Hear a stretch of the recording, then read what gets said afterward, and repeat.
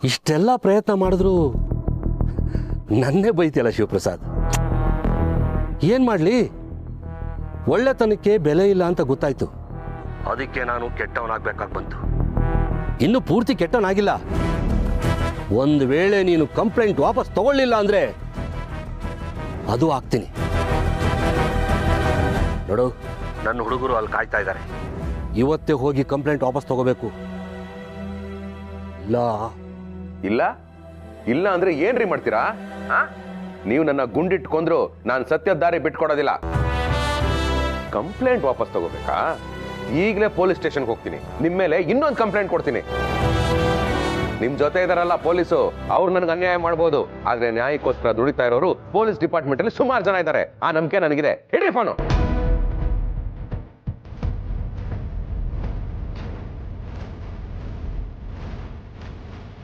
ನಿನ್ನಿಂದಲೇ ನಿನ್ನ ಮನೆ ಸರ್ವನಾಶ ಆಗಬೇಕು ಅಂದರೆ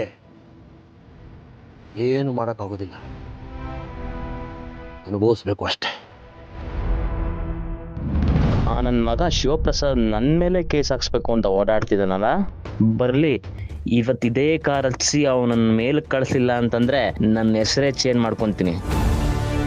ನಾವ್ಯಾರಿಗೂ ತೊಂದರೆ ಕೊಡಲ್ಲ. ನಮಗ್ ತೊಂದರೆ ಕೊಟ್ಟವ್ರಿಗೆ ಅವ್ರ ರೀತಿಯಲ್ಲಿ ಉತ್ತರ ಕೊಡಕ್ಕೂ ಬರಲ್ಲ.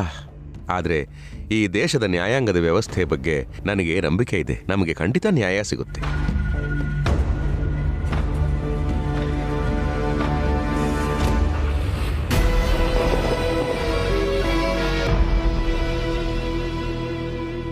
ಇಷ್ಟು ಆತ್ಮಸ್ಥೈರ್ಯ ಇದ್ರೆ ಸಾಕು, ಗೆಲುವು ಸಿಕ್ಕೇ ಸಿಗುತ್ತೆ ಶಿವಪ್ರಸಾದ್. ಓಹ್ ಭಗವಂತ, ಇದೇನಿದು ನನ್ ಜೊತೆನೆ ಬರ್ತಾ ಇದೆಯಾ? ಈ ದಾರಿಲಿ ಸ್ವಲ್ಪ ಕೆಲಸ ಇತ್ತು, ಅದಕ್ಕೆ. ಓ, ಏನ್ ಕೆಲಸ ಅಂತ ತಿಳ್ಕೋಬಹುದಾ ಭಗವಂತ? ನನ್ನ ಸ್ನೇಹಿತನೊಬ್ಬನಿಗೆ ನನ್ನ ಅವಶ್ಯಕತೆ ತುಂಬಾ ಇತ್ತು ಅಂತ ಅನಿಸ್ತು, ಅದಕ್ಕೆ ಹೋಗ್ತಾ ಇದ್ದೀನಿ. ಓ ಅದ್ ಸರಿ. ನಿನಗೆ ನಾನೊಬ್ನೇ ಅಲ್ವಲ್ಲ ಸ್ನೇಹಿತ, ಸುಮಾರು ಜನ ಸ್ನೇಹಿತರು ಇರ್ತಾರೆ. ಖಂಡಿತ ಶಿವಪ್ರಸಾದ್. ನ್ಯಾಯ, ನೀತಿ, ಧರ್ಮ ಪ್ರಾಮಾಣಿಕವಾಗಿ ಎಲ್ಲೆಲ್ಲಿರ್ತಾರೋ ಅವರೆಲ್ಲರೂ ಮನೆಯಲ್ಲೂ ನಾನು ಇದ್ದೇ ಇರ್ತೀನಿ.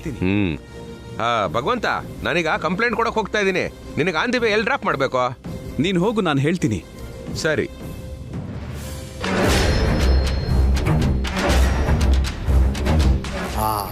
ಇದು ಜಾಗ ಅಂದ್ರೆ ಇವತ್ತು ಮಿಸ್ ಆಗಕ್ ಬಿಡ್ಲೇಬಾರ್ದು.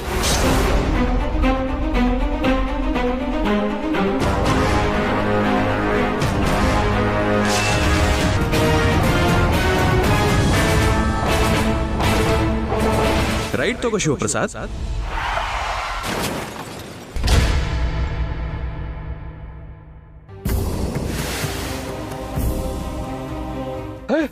ಆಕ್ಸಿಡೆಂಟು. ಶಿವಪ್ರಸಾದ್, ಈಗಾಗಲೇ ಒಂದು ಆಕ್ಸಿಡೆಂಟ್ ಇಂದ ಇಷ್ಟೊಂದು ತೊಂದರೆ ಅನುಭವಿಸ್ತಾ ಇದೆಯಾ? ಈಗ ಇನ್ನೊಂದು ತೊಂದರೆ ಬೇಕಾ? ಏನ್ ಭಗವಂತ ಹೀಗೆ ಹೇಳ್ತಾ ಇದೆಯಾ? ಹಾಗಂತ ಮನುಷ್ಯತ್ವ ಬಿಡಕ್ಕಾಗತ್ತಾ? ಪಾಪ ಯಾರೋ ಏನೋ, ಅವ್ರನ್ನ ಕಾಪಾಡಬೇಕು.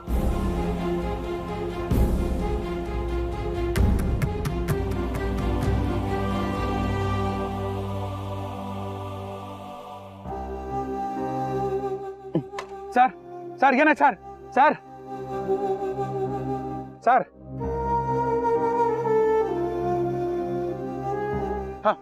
ಆಟೋ ಆಟೋ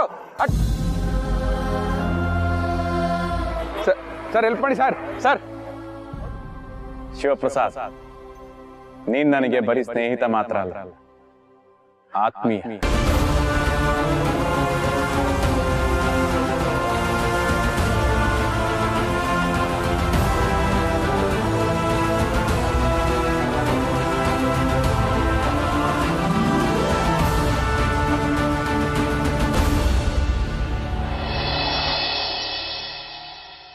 ಆಕ್ಸಿಡೆಂಟ್ ಯಾರು ಮಾಡಿದ್ದು ಅಂತ ಡೀಟೇಲ್ ಆಗಿ ಹೇಳು. ಹೇಳ್ತೀನಿ ಸರ್, ನನಗೆಲ್ಲ ಇನ್ಫಾರ್ಮೇಶನ್ ಗೊತ್ತು. ಯಾಕೆಂದ್ರೆ ಕಣ್ಣಾರೆ ಕಂಡವನು ನಾನು. ನೋಡಿದ್ಯಾ? ನೀನು ನೋಡಿದ್ಯಾ? ಹೇಳ್ಬಿಡು, ಹೇಳ್ಬಿಡು, ಎಲ್ಲ ವಿಷಯ ಕಂಪ್ಲೀಟ್ ಆಗಿ ಹೇಳು. ರೀ, ಎಲ್ಲ ಇನ್ಫಾರ್ಮೇಶನ್ ತಗೊಳ್ರಿ. ನನ್ನ ಮಗಂಗೆ ಯಾರು ಈ ಸ್ಥಿತಿ ತಂದ್ರೆ ಅವ್ನು ಬಿಡಬೇಡಿ. ಹಿಡಿದು ತಂದು ಜೈಲಿಗೆ ಹಾಕಿ ಸಾಯೋವ್ರಿಗೂ ಕೊಳೆಯಂಗೆ ಮಾಡಿ. Sir cool down sir, cool down. ಯಾಕೆ ಇಷ್ಟೊಂದು ಬಿ ಪಿ ರೈಸ್ ಮಾಡ್ಕೊತಾ ಇದ್ದೀರಾ? ಒಂದೆರಡು ಬಿ ಪಿ ಟ್ಯಾಬ್ಲೆಟ್ಸ್ ಕೊಡಲಾ ನರ್ಸ್? ಸರ್ ಅದೆಲ್ಲ ಏನು ಬೇಡ, ಐ ಆಮ್ ಆಲ್ ರೈಟ್. ರೀ, ಇನ್ಫಾರ್ಮೇಶನ್ ತೊಗೊಳ್ರಿ. ಹೇಯ್, ಆಕ್ಸಿಡೆಂಟ್ ಮಾಡಿದವನ ಗಾಡಿ ಗೊತ್ತಾ? ಗೊತ್ತು ಸರ್, ಆದರೆ ಹೇಳಲ್ಲ. ಮಾಡಿದವನ ಮುಖ ನೋಡಿದ್ಯಾ? ನೋಡಿದ್ದೀನಿ ಸರ್, ಆದರೆ ಹೇಳಲ್ಲ. ಹೇಯ್, ಏನು ಆಟ ಆಡ್ತಾ ಇದೆಯಾ? ಖಂಡಿತ ಇಲ್ಲ ಸರ್. ಈ ಹಿಂದೆ ನೀವು ನನ್ನ ಹತ್ರ ಆಟ ಆಡಿದ್ರಲ್ಲ ಅದರ ರೀಪ್ಲೇನ ಈಗ ನಾನು ತೋರಿಸ್ತಾ ಇದ್ದೀನಿ. ಯಾಕೆ ಸರ್ ನಿಮಗೆ ಈಗ ಚುರುಕಂತ ಇದೆಯಾ? ಏಯ್ ಏಯ್ ಏಯ್ ನನ್ನ ಮೇಲೆ ಸೇಡ್ ತೀರಿಸ್ಕೊತಾ ಇದೀಯ ನೀನು. ನನ್ನ ಮಗನ ಮೇಲೆ ಒಂದು ಸಣ್ಣ ಗಾಯ ಆದರೂ ಸಹಿಸೋದಿಲ್ಲ ನಾನು. ಅಂಥದ್ರಲ್ಲಿ ನೋಡು ನೋಡು ಹೇಗೆ ಮಲಗಿದ್ದಾನೆ ಅಂತ. ನನ್ನ ನೋವು ಜೊತೆ ಆಟ ಆಡಬೇಡ, ಎಲ್ಲ ಹೇಳು.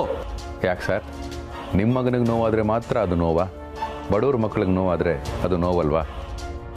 ಬಡವ್ರ ಮಕ್ಕಳಿಗೆ ಫೀಲಿಂಗ್ಸ್ ಇರಲ್ವಾ? ಹೆತ್ತವರು ಬೀದಿಲಿ ಬಿದ್ದು ಸತ್ರು ಕಂಪ್ಲೇಂಟ್ ಕೊಡಬಾರ್ದು, ಕಂಪ್ಲೇಂಟ್ ಕೊಟ್ಟರು ಕಂಪ್ಲೇಂಟ್ನ ವಾಪಸ್ ತಗೋಬೇಕು.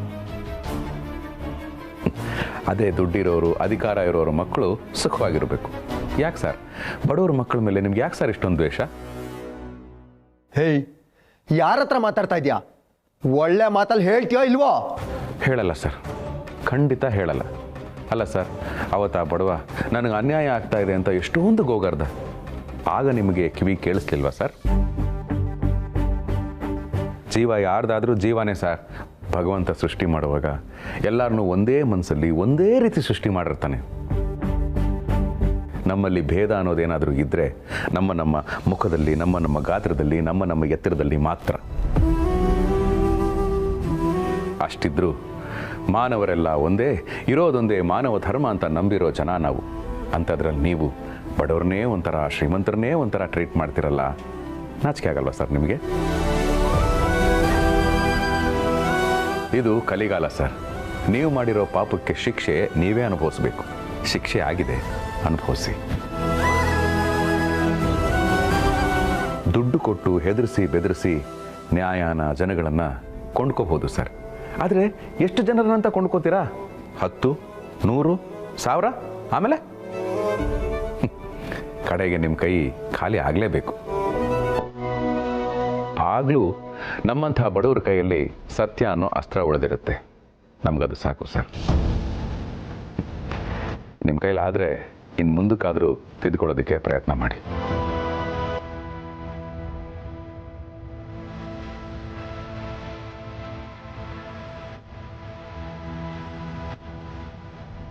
ಅಪ್ಪ, ಮಗನೇ ಹೇಗಿದೆಯೋ? ಎಂಥ ಸ್ಥಿತಿ ತಂದ್ಕೊಂಡ್ಬಿಟ್ಟಿವೋ ನೋಡು. ನಿಮ್ಮಪ್ಪ ನಾನೇನು ಬದುಕಿದ್ದೀನಿ ನೋಡು. ನೀನು ಈ ಸ್ಥಿತಿಗೆ ತಂದವ್ರು ಯಾರು ಅಂತ ಹೇಳು. ಅವನಿಗೆ ನರಕ ತೋರಿಸ್ಬಿಡ್ತೀನಿ. ಇವ್ರಿಗೆ ಬುದ್ಧಿ ಬರಲ್ಲ. ಬೇಡಪ್ಪ, ಬೇಡ. ಈ ದ್ವೇಷ, ಕೋಪ, ಹಣದ ಅಹಂಕಾರ ಇದ್ಯಾವುದೂ ಬೇಡ. ನಾನು ಶಿವಪ್ರಸಾದ್ ಅವ್ರ ಮೇಲೆ ಕೋಪ ತೀರಿಸ್ಕೋಬೇಕು ಅಂತ, ಅವ್ರಿಗೆ ಆಕ್ಸಿಡೆಂಟ್ ಮಾಡಬೇಕು ಅಂತ ಅವ್ರನ್ನ ಫಾಲೋ ಮಾಡಿಕೊಂಡು ಇವತ್ತು ಕಾರಲ್ಲಿ ಹೋದೆ.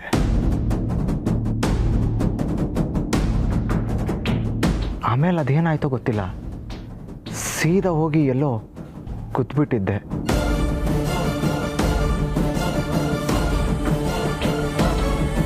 ಇಷ್ಟು ಆತ್ಮಸ್ಥೈರ್ಯ ಇದ್ರೆ ಸಾಕು, ಗೆಲುವು ಸಿಕ್ಕೇ ಸಿಗುತ್ತೆ ಶಿವಪ್ರಸಾದ್. ರೈಟ್ ತಗೋ ಶಿವಪ್ರಸಾದ್. ಅಂದರೆ ಇವತ್ತು ನನ್ನನ್ನು ಸೇವ್ ಮಾಡಿದ್ದು ನೀನಾ ಭಗವಂತ? ನಾನಲ್ಲ ಶಿವಪ್ರಸಾದ್, ನಿನ್ನೊಳಗಿನ ಸತ್ಯ. ನಾನು ಅವತ್ತೇ ಹೇಳಿದ್ದೆ, ಸತ್ಯ ನಿನ್ನ ಪರವಾಗಿ ಹೋರಾಡೋ ಸೇನಾಧಿಪತಿ ಇದ್ದಾಗೆ ಅಂತ. ನಾನು ಮಾಡಿರೋ ತಪ್ಪಿಗೆ ನನಗೆ ಸರಿಯಾಗಿದೆ. ಒಬ್ರಿಗೆ ಆಕ್ಸಿಡೆಂಟ್ ಆದರೆ ಎಷ್ಟು ನೋವಾಗುತ್ತೆ, ಎಷ್ಟು ಫೀಲ್ ಆಗುತ್ತೆ ಅನ್ನೋದು ನನಗೀಗ ಅರ್ಥ ಆಯಿತು. ಅವತ್ತು ನಾನು ಮಾಡಿದ್ದ ಆಕ್ಸಿಡೆಂಟ್ಗೆ ನನಗೇನು ಶಿಕ್ಷೆ ಆಗಬೇಕೋ ಅದು ನನಗೆ ಸಿಗಬೇಕು. ಇವತ್ತು ಶಿವಪ್ರಸಾದ್ ಅವರು ಇರಲಿಲ್ಲ ಅಂದಿದ್ರೆ ನಾನಿವತ್ತು ಬದುಕಿರ್ತಿರ್ಲಿಲ್ಲ. ಅವರೇ ನನ್ನ ಕಾಪಾಡಿದ್ದು. ಅವರು ಆಸ್ಪತ್ರೆಗೆ ನನ್ನನ್ನು ಕರ್ಕೊಬರ್ಬೇಕಾದ್ರೆ ನನ್ನ ಕಣ್ಣೆಲ್ಲ ಒಂಥರ ಮಂಜಾಗಿ ಕಾಣಿಸ್ತಿತ್ತು. ಅವರೇ ನನ್ನ ಉಳಿಸಿದ್ದು ಅಪ್ಪ. Thank you sir. ಇರಲಿ ಬಿಡಪ್ಪ, ಹಣ, ಅಂತಸ್ತು, ಅಧಿಕಾರದ ಮದ ನಿನಗೆ ಬಂದ್ಬಿಟ್ರೆ ನಿನ್ನ ಭವಿಷ್ಯ ಹಾಳಾಗುತ್ತೆ.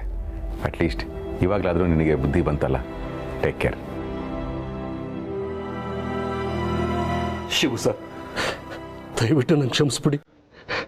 ನಿಮಗೆ ಕೊಡಬಾರದು ಕಷ್ಟ ಕೊಟ್ಬಿಟ್ಟೆ. ಅಧಿಕಾರನ ದುರುಪಯೋಗ ಪಡಿಸ್ಕೊಂಡು ಇನ್ಸ್ಪೆಕ್ಟ್ರು ಡಾಕ್ಟರ್ ಹತ್ರ ನಿಮಗೆ ಅವಮಾನ ಮಾಡಿಸ್ಬಿಟ್ಟೆ. I am very sorry. I am very sorry. Sorry Shivaprasad, ನಮ್ಮಿಂದ ನಿಮಗೆ ತುಂಬ ತೊಂದರೆ ಆಯಿತು. ಆ ಬಡವನಿಗೆ ನ್ಯಾಯ ಕೊಡಿಸೋ ಜವಾಬ್ದಾರಿ ನಂದು. ನಾನಿದು ಹೊರಡ್ತೀನಿ. ದಯವಿಟ್ಟು ನನ್ನ ಕ್ಷಮಿಸ್ಬಿಡಿ ಸರ್.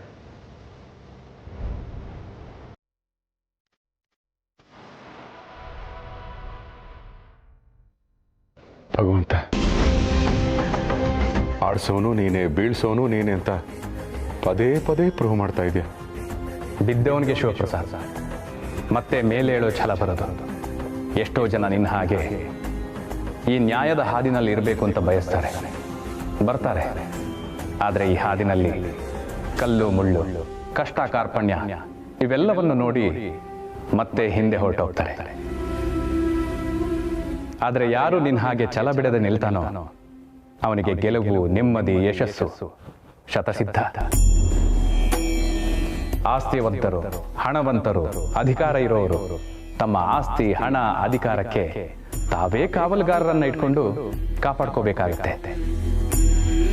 ಆದರೆ ಒಳ್ಳೆತನ, ಪ್ರಾಮಾಣಿಕತೆ, ನಿಷ್ಕಲ್ಮಶ ಮನಸ್ಸು, ನ್ಯಾಯ, ನೀತಿ, ಧರ್ಮ ಇವೆಲ್ಲವೂ ನಿಮ್ಮ ಬಳಿ ಇದ್ದರೆ ಅವೇ ಕಾವಲುಗಾರರಾಗಿ ನಿಮ್ಮನ್ನ ಕಾಪಾಡುತ್ತೆ. ಅದಕ್ಕೆ ನೀನೇ ಸಾಕ್ಷಿ. ಗಳಿಸಿದ ಸಂಪತ್ತು ಅಂತಸ್ತನ್ನ ತಂದ್ಕೊಡ್ಬೋದು, ಕಲಿತ ವಿದ್ಯೆ ಜ್ಞಾನನ ತಂದ್ಕೊಡ್ಬೋದು, ಅಧಿಕಾರ ಸಿಂಹಾಸನವನ್ನೇ ತಂದ್ಕೊಡ್ಬೋದು. ಆದರೆ ನಿಮ್ಮ ಒಳ್ಳೆಯ ನಡತೆ, ಸತ್ಯದ ಹಾದಿ, ಪ್ರಾಮಾಣಿಕ ಕಾರ್ಯ ಇವು ಮಾತ್ರ ನಿಮಗೆ ಪ್ರೀತಿ, ಗೌರವ ತಂದ್ಕೊಡೋದಿಕ್ಕೆ ಸಾಧ್ಯ. ಸತ್ಕಾರ್ಯಗಳನ್ನು ಸದಾಕಾಲ ಮಾಡ್ತಾನೆ ಇರಬೇಕು ಶಿವಪ್ರಸಾದ್. ಅದನ್ನ ಜನರು ಗುರುತಿಸ್ತಾರೋ ಇಲ್ವೋ ಅಂತ ಯೋಚಿಸಬೇಡಿ. ಯಾಕೆಂದ್ರೆ ಜನ ಭಗವಂತನಲ್ಲೂ ದೋಷವನ್ನ ಹುಡುಕ್ತಾರೆ. ಆ ಒಳ್ಳೆಯ ಕೆಲಸಗಳನ್ನ ನಿಮ್ಮ ಆತ್ಮತೃಪ್ತಿಗಾಗಿ ಮಾಡಿ. ತೋರಿಸೋಕೆ ಅಂತ ಭೂಮಿಗೆ ಬಂದ ಭಗವಂತ, ತೋರಿಸೋಕೆ ಅಂತ ಭೂಮಿಗೆ ಬಂದ ಭಗವಂತ. ಶಿವ, ಓ ಶಿವ, ಶಿವಪ್ರಸಾದ್ ಅವ್ರ ಮನೇಲಿಲ್ಲ. ಮನೇಲಿಲ್ವಾ? ಮನೇಲಿಲ್ದೆ ಎಲ್ಗೋಗ್ತಾನಮ್ಮ? ಅವನಿಗೆ ಇದೊಂದೇ ಮನೆನಾ ಇಲ್ಲ ಕದ್ದು ಮುಚ್ಚಿ ಇನ್ನೊಂದು ಮನೆ ಇಟ್ಕೊಂಡಿದ್ದಾನ? ಅಯ್ಯೋ, ಮನೆನ ಕದ್ದು ಮುಚ್ಚಿಟ್ಕೊಳಕ್ಕಾಗತ್ತ ಅಣ್ಣ? ನಾನು ಹೇಳಿದಾಗಲ್ಲಮ್ಮ, ಸ್ವಂತ ಮನೆ ಇದ್ದು ಬಾಡಿಗೆ ಮನೆ ಏನಾದರೂ ಮಾಡ್ಕೊಂಡಿದ್ದಾನ ಅಂತ. ನೋಡಿ, ಹೀಗೆಲ್ಲ ಮಾತಾಡಬೇಡಿ ನೀವು. ಮೊದಲು ನೀವು ಯಾರು, ಯಾಕೆ ಬಂದಿದ್ದೀರಾ ಅಂತ ಹೇಳಿ. ಓ, ನನ್ನ ಪರಿಚಯ ಇಲ್ಲ ಅಲ್ಲ? ನಾನು ನಿನ್ನ ಗಂಡಂಗೆ ಸಾಲ ಕೊಟ್ಟಿರೋನು.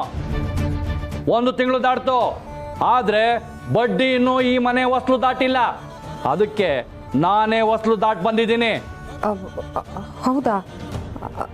ಅವರು ಇಲ್ಲ, ಅವ್ರ ಮನೆಗೆ ಬಂದ್ಮೇಲೆ ಬನ್ನಿ ಅಣ್ಣ. ಅವೆಲ್ಲ ಆಗಲ್ಲ. ಬಂದಿದ್ದೀನಿ, ದುಡ್ಡು ವಸೂಲಿ ಮಾಡ್ಕೊಂಡೆ ಹೋಗೋದು. ನನ್ನ ಮಗ ನನಗೆ ಕಣ್ತಪ್ಪಿಸಿ ಓಡಾಡ್ತಾ ಇದ್ದಾನೆ. ನೋಡಿ, ನಿಮ್ಮ ವ್ಯವಹಾರ ಏನು ಅಂತ ನನಗೆ ಗೊತ್ತಿಲ್ಲ, ಆದರೆ ಅವರು ಯಾವತ್ತೂ ಯಾರಿಗೂ ಮೋಸ ಮಾಡೋರಲ್ಲ. ದಯವಿಟ್ಟು ಅವನು ಇವನು ಅಂತ ಅವ್ರಿಗೆ ಮರ್ಯಾದೆ ಕೊಡದೆ ಮಾತಾಡಬೇಡಿ. ಮರ್ಯಾದೆನಾ? ಸಾಲ ಕೊಡೋದಲ್ದೆ ಮರ್ಯಾದೆ ಬೇರೆ ಕೊಡ್ಬೇಕಾ? ಫೋನ್ ಮಾಡಿದ್ರೆ ಫೋನ್ನೇ ರಿಸೀವ್ ಮಾಡಲ್ಲ ಅವನು. ಅವನು ನಿನ್ನ ಗಂಡ ತಾನೆ? ಹೆಂಡತಿ ಆದಳು ಗಂಡ ಎಲ್ಲಿ ಸಾಲ ಮಾಡ್ತಾವನೆ, ಯಾರ ಹತ್ರ ಸಾಲ ಮಾಡ್ತಾವನೆ, ಬಡ್ಡಿ ಕಟ್ತಾನ ಇಲ್ವಾ ಅಂತ ತಿಳ್ಕೋಬೇಕು. ಅದು ಬಿಟ್ಬಿಟ್ಟು ನೀನು ನೋಡಿದ್ರೆ ಸಾಲ ಬಂದದ್ದು ಬರಲಿ, ಬಡ್ಡಿ ಮಾತ್ರ ಬಿಡ್ಲಿ ಅನ್ನೋ ಥರ ಇದೆಯಲ್ಲ. ಇದ್ಯಾಕೋ ಅತ್ಯಾಯ್ತು, ನೀವು ಹೀಗೆಲ್ಲ ಮಾತಾಡಬೇಡಿ. ನಾನು ಹಾಗೆ ಮಾತಾಡೋದು. ನೋಡು, ನಿನಗೆ ಸ್ವಾಭಿಮಾನ ಇದ್ರೆ ಅಸ್ಲು ಬಡ್ಡಿನ ಇಟ್ಟು ಮಾತಾಡು. ಅಣ್ಣ, ಅವರು ಕೆಲಸದಲ್ಲಿ ಬ್ಯುಸಿ ಇದ್ರು ಅನ್ಸುತ್ತೆ, ಅದಕ್ಕೆ ನಿಮ್ಮ ಫೋನ್ ತೆಗ್ದಿರಲ್ಲ. ಓ, ಫ್ರೀ ಇದ್ದಿದ್ರೆ ಫೋನ್ ತೆಗೆದ್ಬಿಟ್ಟು ದುಡ್ಡು ಕೊಟ್ಬಿಡ್ತಿದ್ನಾ? ನಿನ್ನಂತ ಮಿಡ್ಲ್ ಕ್ಲಾಸ್ ಜನಗಳು ಸಾಲ ತಗೊಳ್ಳುವಾಗ ಜೋಶಲ್ಲಿ ಇರ್ತೀರಾ, ದುಡ್ಡು ವಾಪಸ್ ಕೊಡ್ಬೇಕು ಅಂದ್ರೆ ಹಿಂಗ್ ತಲೆ ತಗ್ಸ್ಕೊಂಡು ನಿಂತ್ಕೋತೀರಾ. ನೀನು ನಿನ್ ಗಂಡನೋ ಏನ್ ಬಾಳ್ತಿರೋ, ನಾಚಿಕೆ ಆಗ್ಬೇಕು ನಿಮ್ಗೆ. ಅಲ್ಲಮ್ಮ, ನಿನ್ಗಾದ್ರೂ ಬುದ್ಧಿ ಬೇಡವಾ? ಇಂಥ ಗತಿ ಕಟ್ಟಂಗ್ ಕಟ್ಕೊಂಡಿದ್ಯಲ್ಲ, ನೀನ್ ಜೀವನ ಪೂರ್ತಿ ಅವ್ರ ಇವ್ರ ಹತ್ರ ಅನ್ಸ್ಕೊಂಡೇ ಸಾಯ್ಬೇಕು. ಅಣ್ಣ, ತುಂಬಾ ಮಾತಾಡ್ತಿದ್ದೀರಾ, ಪ್ಲೀಸ್ ಹೀಗೆಲ್ಲ ಮಾತಾಡಬೇಡಿ. ಮಾತಾಡ್ತೀನಮ್ಮ, ನಾನು ಈಗ ಮಾತಾಡಿದ್ರೇನೆ ನನ್ನ ದುಡ್ಡು ವಾಪಸ್ ಬರೋದು. 100 ಗ್ರಾಮ್ ತುಪ್ಪ ತರಕ್ಕೆ ಯೋಗ್ಯತೆ ಇಲ್ಲ, ಕೆಜಿ ಬೆಣ್ಣೆಗೆ ಆಸೆ ಪಡ್ತೀರಲ್ಲ ನೋಡೋ, ಆ ಶಿವು ಮನೆಗೆ ಬರ್ತಾನಲ್ಲ, ಆಗ ನಾನು ಆಡಿರೋ ಒಂದೊಂದು ಮಾತನ್ನು ಅವನ ತಲೆಗೆ ತುಂಬು. ಅವನ್ ಸ್ವಾಭಿಮಾನಿ ಆಗಿದ್ರೆ ನನ್ನ ಅಷ್ಟು ಬಡ್ಡಿನ ಕೊಡ್ತಾನೆ.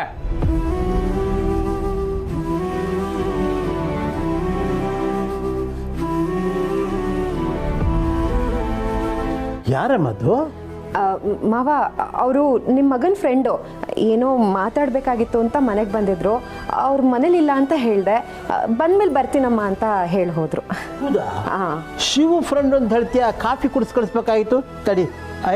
ಮಾವ, ನಾನು ಕೇಳಿದೆ, ಕಾಫಿ ಟೀ ಬೇಡ, ಅವ್ರು ಬಂದ್ಮೇಲೆ ಜೊತೆಗೆ ಊಟ ಮಾಡ್ತೀನಿ ಅಂತ ಹೇಳಿದ್ರು.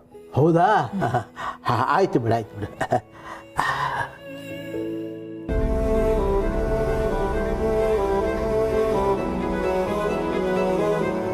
ಅಯ್ಯೋ ದೇವ್ರೆ ದೇವ್ರೆ, ನನ್ನ ಗಂಡಂಗೆ ಇವ್ರಾಡಿದ ಒಂದು ಮಾತು ಹೇಳಿದ್ರು ಅವ್ರು ಎಷ್ಟು ನೊಂದ್ಕೋಬೇಡ.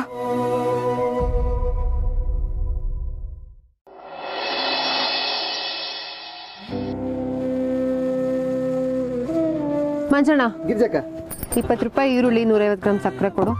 ಗಿರ್ಜಕ್ಕ, ನೀರುಳ್ಳಿ ಮಾತ್ರ 1 ಕೆಜಿ ಕೊಡ್ತೇನೆ ಮಾರ, ಭಾರಿ ಚಂದ ಉಂಟು. ವಿಧಾನಸೌಧನು ನೋಡೋಕೆ ತುಂಬಾ ಚೆನ್ನಾಗಿದೆ, ಹಾಗಾದ್ರೆ ತಗೊಳಕ್ಕಾಗತ್ತಾ? ನೀನುಳ್ಳೆ. ಆಯ್ತು ಗಿರ್ಜಕ್ಕ, ನೀವು ಹೇಳಿದಾಗೆ ಒಂದು 20 ರೂಪಾಯಿದು ಕೊಡ್ತೇನೆ ನಾನು.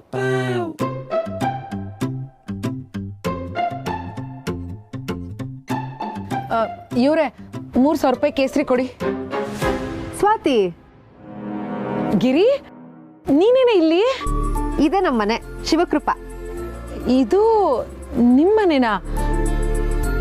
ಇಂಥ ಏರಿಯಾದಲ್ಲಿ ನಿಮ್ಮನೆ ಇದೆಯಾ? ಓ ಅಕ್ಕ, ಈ ಏರಿಕೆ ಎಂತಾಗಿದೆ, ಭಾರಿ ಚಂದ ಉಂಟು ಮಾರ್ರೆ. ಚಂದ ಉಂಟು. ಸರಿ, ನಾನು ಕೇಳಿದ ಕೇಸರಿ ಬೇಗ ಬೇಗ ಕೊಡಿ. ಓ ಅಕ್ಕ, ಈ ವಟಾರದಲ್ಲಿ ಉಂಟಲ್ಲ, ತಿಂಗಳಿಗೆ 3000 ಆಗೋಷ್ಟು ಮಾತ್ರ ಸಾಮಾನು ತಗೊಂಡೋಗ್ತಾರೆ. ನೀವು ಕೇಳುವ ಐಟಮೇ 3000 ಉಂಟು. ಅದನ್ನು ನಾನು ಇಲ್ಲಿ ತಂದಿಟ್ಟು ಅದು ನನಗೆ ವ್ಯಾಪಾರ ಆಗದೆ ನನಗೆ ಲಾಸ್ ಅಲ್ಲ ಅಕ್ಕ. ಅದಕ್ಕೆ ನಾನು ಅದನ್ನು ತರಿಸುವುದಿಲ್ಲ ಮಾರ್ರೆ. ಸರಿ ಸರಿ, ನಾನು ಬೇರೆ ಅಂಗಡಿ ತಗೋತೀನಿ. ಗಿರಿಜಾ, ಇನ್ನೇನೇ ಸಮಾಚಾರ? ಸ್ಕೂಲ್ ಡೇಸಲ್ಲಿ ನೋಡಿದ್ದು ನಿನ್ನ, ಹೇಗಿದ್ದೋಳು, ಹೇಗಾಗ್ಬಿಟ್ಟಿದ್ಯಾ? 2 ಮಕ್ಳು ತಾಯಿ ಆದಮೇಲೆ ಚೇಂಜ್ ಆಗದೆ ಇರ್ತಾರಾ? ಗಿರಿ, ನಾನು ನಿನ್ನ ಫಿಸಿಕಲ್ ಚೇಂಜಸ್ ಬಗ್ಗೆ ಮಾತಾಡ್ತಿಲ್ಲ, ಮೆಂಟಲಿ ಚೇಂಜ್ ಆಗಿದ್ಯಾ ಅಂದೆ. ಮೆಂಟಲಿನಾ? ನಿನಗೆ ಅರ್ಥ ಆಗ್ತಿಲ್ಲ ಅನ್ಸುತ್ತೆ. ಈಗ ನನಗೆ ಎಕ್ಸ್ಪ್ಲೈನ್ ಮಾಡೋಷ್ಟು ಟೈಮು ಇಲ್ಲ. ಹೇಗಿದ್ರು 1-2 ದಿನ ನಾನು ಇಲ್ಲೇ ಇರ್ತೀನಿ. ನಮ್ಮ ರಿಲೇಟಿವ್ಸ್ ಮನೆಗೆ ಬಂದಿದೆ, ನಿನ್ನ ಹತ್ರ ಮಾತಾಡೋದು ತುಂಬ ಇದೆ. ನಾಳೆ ಸಿಗ್ತೀನಿ, ಬರ್ಲಾ?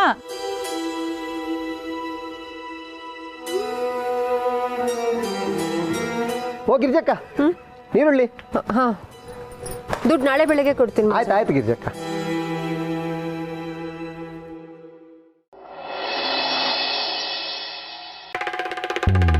ಟೈಮ್ ಆಗೋಯ್ತು. ಇನ್ನೂ ತಟ್ಟೆ ಇಟ್ಟಿಲ್ವಾ? ಗಿರೇ, ನಿನ್ಗೆ ಎಷ್ಟು ಸರಿ ಹೇಳಬೇಕು, ನೀನು ಫ್ರೀ ಟೈಮಲ್ಲಿ ಪೂಜೆ ವ್ರತ ಎಲ್ಲ ಮಾಡ್ಕೊ ಅಂತ. ನಾನು ಆಫೀಸಿಗೆ ಲೇಟ್ ಆಗ್ತಾ ಇದೆ. ಎಷ್ಟು ಹೇಳಿದ್ರು ಬುದ್ಧಿನೇ ಬರಲ್ಲ ನಿನಗೆ. ರೀ, ಮನೆಗೆ ಒಳ್ಳೇದಾಗ್ಲಿ ಅಂತ ತಾನೇ ನಾನು ಇದೆಲ್ಲ ಮಾಡ್ತಿರೋದು. ನೀವು ನೋಡಿದ್ರೆ ನಂಗೆ ಬೈತಿರಲ್ಲ, ನಾನು ಎಲ್ಲಿಗೆ ಹೋಗ್ಲಿ? ಅಮ್ಮ ಗಿರಿಜಾ, ಅದೇನೋ ಅಡುಗೆ ಮನೆಯಲ್ಲಿ ಸೀದ ವಾಸನೆ ಬರ್ತಾ ಇದ್ದೆ ನೋಡಮ್ಮ. ಅಯ್ಯೋ, ತರಕಾರಿ ಸೀದೋಯ್ತು ಅನ್ಸುತ್ತೆ. ಅಲ್ಲ ಗಿರಿ, ಬೆಳಗ್ಗೆ 5 ಗಂಟೆಗೆ ಎದ್ದೇಳ್ತೀಯ, ನಾನು ಆಫೀಸ್ಗೆ ಹೋಗೋದು 9 ಗಂಟೆಗೆ. 4 ಅವರ್ ಟೈಮ್ ಇರುತ್ತೆ. ಈ ಟೈಮಲ್ಲಿ ಅಡುಗೆ ಮಾಡಿ ಬಾಕ್ಸ್ಗೆ ಹಾಕಿ ಮಕ್ಕಳನ್ನ ಸ್ಕೂಲ್ಗೂ ಬಿಟ್ಟು ಬರ್ಬೋದು. ಅದೇನು ಮಾಡ್ತಿರ್ತೀಯೋ ಏನೋ. ಹೇಳಕ್ ತುಂಬಾ ಸುಲಭ, ಮಾಡಿ ತೋರಿಸಿ ನೋಡೋಣ. ಅಮ್ಮ, ನನ್ನ ಮ್ಯಾಥ್ಸ್ ನೋಟ್ಬುಕ್ ಸಿಗ್ತಿಲ್ಲ. ಎಲ್ಲದಕ್ಕೂ ನಾನೇ ಬಂದು ಸಾಯ್ಬೇಕಾ? ನೆನ್ನೆ ತಾನೇ ಓದ್ತಾ ಇದ್ದೆ ಅಲ್ವಾ, ಅಲ್ಲೇ ಎಲ್ಲೋ ಇರುತ್ತೆ, ಹುಡುಕೊಳ್ಳೋ. ಗಿರಿ, ನನ್ನ ಮೇಲಿನ ಕೋಪನ ಅವನ ಮೇಲೆ ತೋರಿಸ್ತಾ ಇದ್ದೆ ನೀನು. ಅಯ್ಯೋ ಅಯ್ಯೋ ಅಯ್ಯೋ, ಎಲ್ಲಾದ್ರೂ ಉಂಟೆ. ನಿಮ್ಮ ಮೇಲೆ ಕೋಪ ಮಾಡ್ಕೊಂಡು ನಾನು ಯಾವ ನರಕಕ್ಕೆ ಹೋಗ್ಲಿ? Good point. ಅವನ ಜೊತೆಲಿದ್ರೆ ಅದೇ ನರಕ. ಅಪ್ಪ, ಉರಿಯೋ ಬೆಂಕಿಗೆ ತುಪ್ಪ ಸುರಿಬೇಡ ನೀನು. ಕೇಸರಿ ಬಾತ್ಗೆ 1 ಸ್ಪೂನ್ ತುಪ್ಪ ಇಲ್ಲ ಅಪ್ಪ, ಇನ್ ಎಲ್ಲಿಂದ ಸುರಿಯಕ್ಕಾಗತ್ತೆ? ಅದೇ ಮತ್ತೆ, ಏನ್ ತಿಂಗಳ ರೇಷನ್ ಅಲ್ಲಿ ಕೆಜಿ ಕಟ್ಲೆ ತುಪ್ಪ ತಂದು ಸುರಿಯೋ ಹಂಗೆ. ಹೌದ್ ಬಿಡಮ್ಮ, ನಾನೇನು ಸುರ್ದೇ ಇಲ್ಲ, ನಾನೇನು ಮಾಡೇ ಇಲ್ಲ. ನನ್ನ ಪಾಡಿಗೆ ನಾನು ಇಲ್ಲಿ ಗಂಟ್ಲು ಹರ್ಕೋತಾ ಇದ್ದೀನಿ, ನಿನ್ ಪಾಡಿಗೆ ನೀನು ಕಿಚನ್ ಇಂದ ಹಾಲ್ಗೆ, ಹಾಲಿಂದ ಕಿಚನ್ಗೆ ವಾಕಿಂಗ್ ಮಾಡ್ತಾ ಇದೀಯ. ನಾನು ಹೇಳ್ತಾನೆ ಇದ್ದೀನಿ ಟೈಮ್ ಆಯ್ತು ಅಂತ. ಅಪ್ಪ, 1 ನಿಮಿಷ ಇರಪ್ಪ. ಅಮ್ಮ, ನಾನು ಕ್ಲಿಪ್ ನೋಡ್ದ, ಅಲ್ಲ ರಿಬ್ಬನ್ ನೋಡ್ದ? ನೀವು ಒಂದೊಂದೇ ಕಳ್ಕೊಂಡ್ ಬನ್ನಿ, ನಾ ಒಂದೊಂದ ಹುಡ್ಕೊಂಡ್ ಬರ್ತೀನಿ. ಆಮೇಲೆ ನಿಮ್ಮಪ್ಪನ ಹತ್ರ ನಾನೇ ಬಯಸ್ಕೋತೀನಿ. ನಿಮಗೋಸ್ಕರ ಬೆಳಗ್ಗೆ ಬೇಗ ಏಳು, ಪೂಜೆ ಮಾಡು, ವ್ರತ ಮಾಡು, ಕೆಲಸ ಮಾಡು, ಬೈಸ್ಕೋ, ಮಲ್ಕೋ. ಮತ್ತೆ ಬೆಳಗ್ಗೆ ಏಳು, ಪೂಜೆ ಮಾಡು, ವ್ರತ ಮಾಡು. ಇದೇ ಆಗೋಯ್ತು ನನ್ನ ಜೀವನ. ಅಮ್ಮ, ಬಾಗಲ್ ಎಷ್ಟು ಹುಡುಕಿದ್ರು ಸಿಗ್ತಾ ಇಲ್ಲ. ಗಿರಿ, ಪಾಪ ಮಗು ಅವಾಗ್ಲಿಂದ ಕೇಳ್ತಾ ಇದೆ, ಅದೇನಂತ ಹುಡ್ಕೊಡ್ಬಾರ್ದಾ? ಸುಮ್ಮನೆ ಆಟ ಆಡಿಸ್ತಾ ಇದೆಯಾ ನೀನು? ಇದನ್ನ ಸ್ಯಾಡಿಸಮ್ ಅಂತಾರೆ. ಅಮ್ಮ ನನಗೂ ಕಾಲೇಜಿಗೆ ಲೇಟ್ ಆಗ್ತಿದೆ, ಬ್ಯಾಂಡ್ ಹುಡ್ಕೊಡಮ್ಮ. ಅಮ್ಮ ಪ್ಲೀಸ್ ಅಮ್ಮ, ನನ್ನ ನೋಟ್ಬುಕ್ ಹುಡ್ಕೊಡು. ಅಮ್ಮ ಟೀ ಬೇಕು ಅಂತ ಕೇಳಲ್ಲ, ಮೊದಲು ಇವ್ರ ಸಮಸ್ಯೆನ ಬಗೆಹರಿಸಿ ಕಳ್ಸಮ್ಮ. ಎಲ್ಲ ಹೇಗೆ ಹೊಟ್ಟೆ ಕೇಳಿದ್ರೆ ನಾನು ಏನು ಅಂತ ಮಾಡ್ಲಿ, ಎಲ್ಲಿಗೆ ಹೋಗ್ಲಿ ಮಾವ? ತವ್ರ ಮನೆಗೆ ಹೋಗು, ಹೇಗಿದ್ರು ಬಸ್ ಫ್ರೀ ಇದೆಯಲ್ಲ, ನಾನೇ ನಿನ್ನ ಬಸ್ ಸ್ಟ್ಯಾಂಡ್ ಬಿಟ್ಟು ಬರ್ತೀನಿ, ಮಕ್ಕಳನ್ನ ಹಾಸ್ಟೆಲ್ಗೆ ಸೇರಿಸ್ತೀನಿ, ನಾನು ಅಪ್ಪ ಪಿ ಜಿಲಿ ಇರ್ತೀವಿ, ಆವಾಗ ನೀವು ಯಾವ ಸಮಸ್ಯೆನೂ ಇರಲ್ಲ.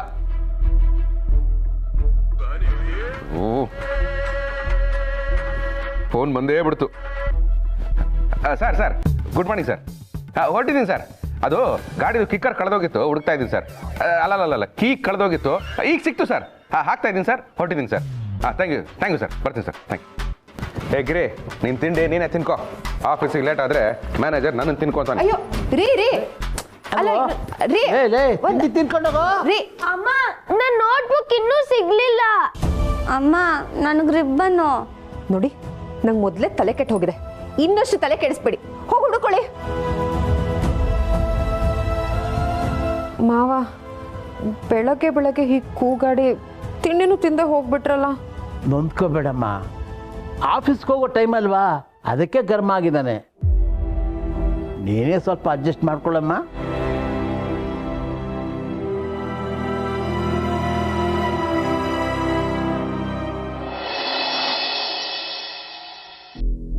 ಗಿರಿ, ನೀನು ಈ ಥರ ಬೇಜಾರು ಮಾಡ್ಕೊಳ್ಳೋದ್ರಿಂದ ಏನು ಪ್ರಯೋಜನ ಇಲ್ಲ ಕಣೆ. ಅದಕ್ಕೆ ನಾನು ಹೇಳಿದ್ದು, ನೀನು ಚೇಂಜ್ ಆಗಿದ್ಯಾ, ನಿನ್ನಲ್ಲಿ ಬದಲಾವಣೆ ಆಗಿದೆ ಅಂತ. ನೋಡು ಗಿರಿ, ನಮಗೆ ಅಪ್ಪ ಅಮ್ಮನ ಮನೇಲಿರೋ ಖುಷಿ, ಸ್ವಾತಂತ್ರ್ಯ, ನೆಮ್ಮದಿ, ಕಂಫರ್ಟ್ ಝೋನ್ ಅದ್ಯಾವುದು ಮದುವೆ ಆದಮೇಲೆ ಬರಲ್ಲ ಕಣೆ. ಹಾಗೇನಿಲ್ಲ, ನನಗಿಲ್ಲೂ ಸ್ವಾತಂತ್ರ್ಯ ಇದೆ. ತವ್ರ ಮನೆಗಿಂತ ನಾ ಗಂಡನ ಮನೇಲೇ ಖುಷಿಯಾಗಿದ್ದೀನಿ. ಮತ್ತು ದಿನ ಬೆಳಿಗ್ಗೆ ಯಾಕೆ ಬಯಸ್ಕೋಬೇಕು? ದಿನ ಬೆಳಗ್ಗೆ ಅಂತ ಏನಿಲ್ವೇ, ಇವತ್ತು ವ್ರತ ಇತ್ತಲ್ಲ, ಲೇಟ್ ಆಗೋಯ್ತು, ತಿಂಡಿ ಮಾಡಲಿಲ್ಲ, ತಪ್ಪು ನಂದೇ ಅಲ್ವಾ? ವ್ರತ ಏನು ನೀನಿನ ಸ್ವಾರ್ಥಕ್ಕೋಸ್ಕರ ಮಾಡ್ಕೋತಿದ್ಯಾ? ಇಲ್ಲ ತಾನೆ, ಮನೆಯವ್ರಿಗೆಲ್ಲ ಒಳ್ಳೇದಾಗ್ಲಿ ಅಂತ ನೀನು ವ್ರತ ಮಾಡ್ತಿದ್ಯಾ, ಆದರೆ ಆಮೇಲೆ ನೀನೇ ಬಯಸ್ಕೊಂಡೆ. ನೋಡು ಗಿರಿ, ನನಗೆ ಹೇಳ್ತಾ ಇದ್ದೀನಿ ಅಂತ ನನ್ನನ್ನು ತಪ್ಪು ತಿಳ್ಕೊಬೇಡ. ನಿನ್ನ ಸಂಸಾರ ಯಾಕೋ ಟಾಕ್ಸಿಕ್ ಆಗ್ತಿದೆ ಅಂತ ನನಗೆ ಅನ್ನಿಸ್ತಾ ಇದೆ.